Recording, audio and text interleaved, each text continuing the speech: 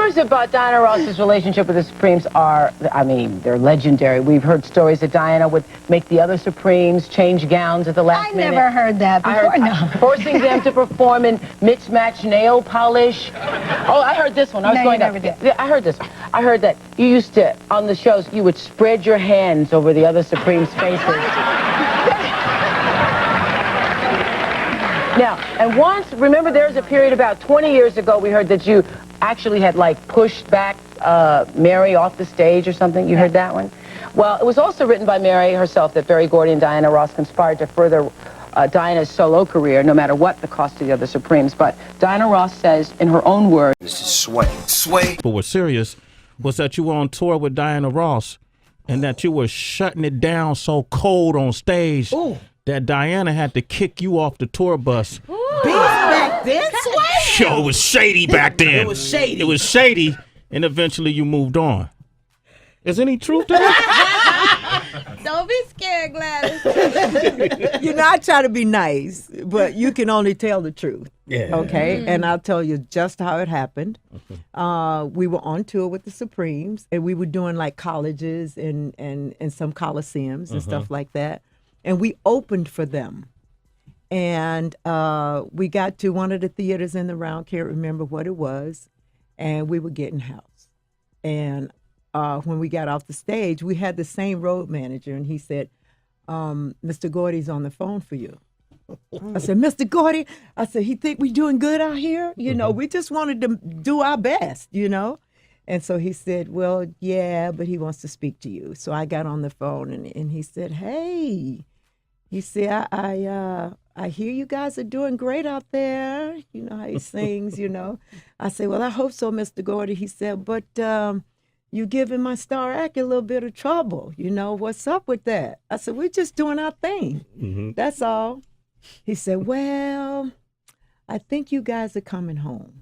Wow. I said, what? He said, I think you guys are coming home. And right before that call came, I saw Miss Ross. It was a theater in the round, behind the curtain at the top of the thing where we come down to the stage. And she was looking out at the curtain, you know, which she never does. And that's when we got the call right after that. She saw what you were doing to that crowd. And listen, not to take anything away from Diana Ross, who's amazing. Yeah, that's what I told him. I said, look, y'all the biggest group in the country right now, in the world probably. Yeah. So why are you worried about us? I had a chance to talk to her, but I've seen her since then. Yeah. And we talked about that. What she said? We all had to grow up. We all had to grow up. Wow. That's and I love that.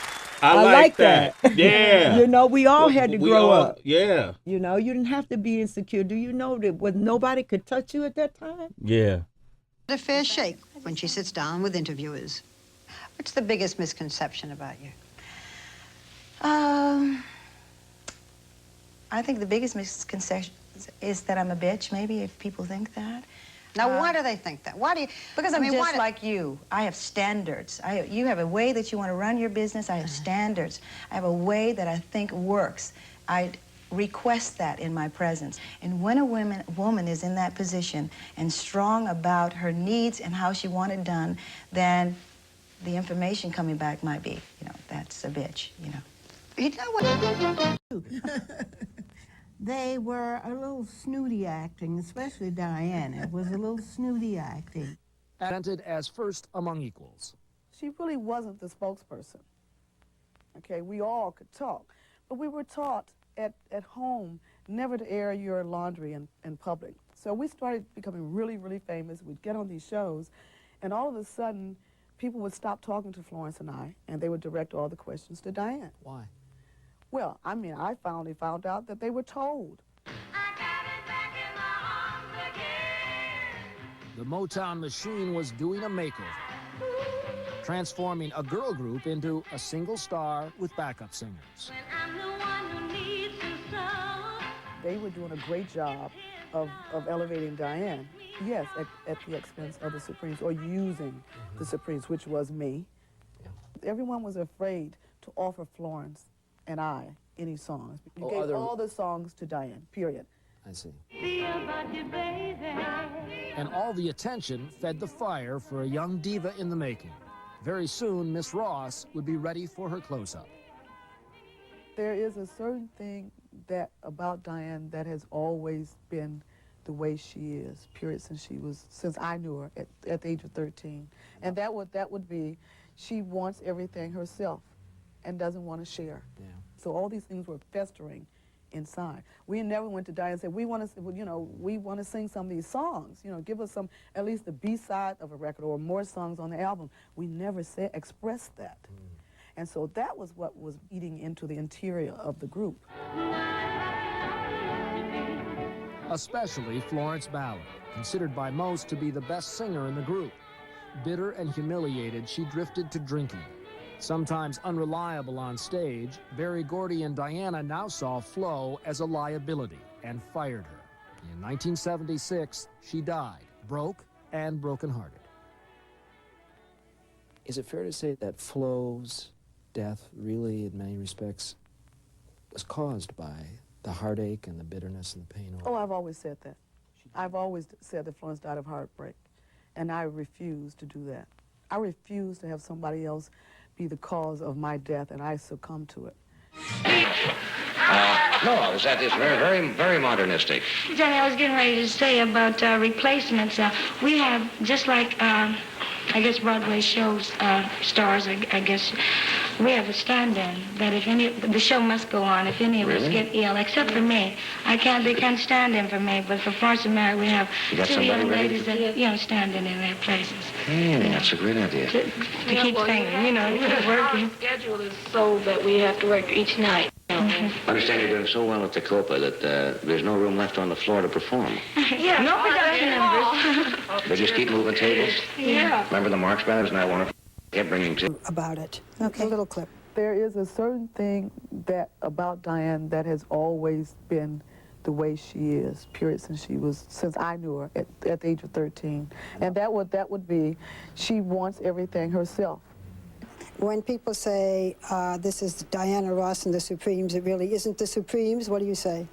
Well, I think she's been working as Mary Wilson in the Supremes, and she's been singing my songs.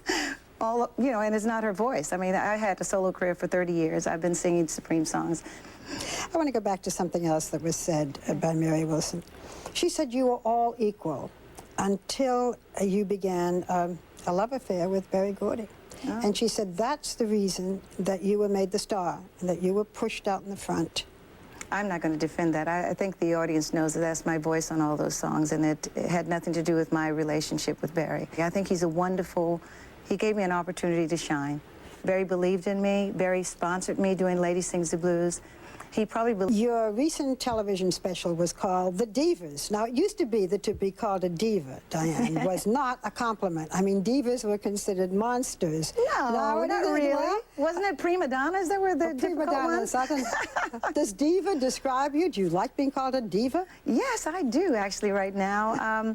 I like the idea that women are able today to take responsibility for their lives and have the strength of character to say, I did this, I want credit for it, or I did this and I need, I'm sorry, or I need to be, but I think it has to do with giving, it has to do with growth, it has to do with wisdom. It takes a long time to get to be a diva. I mean,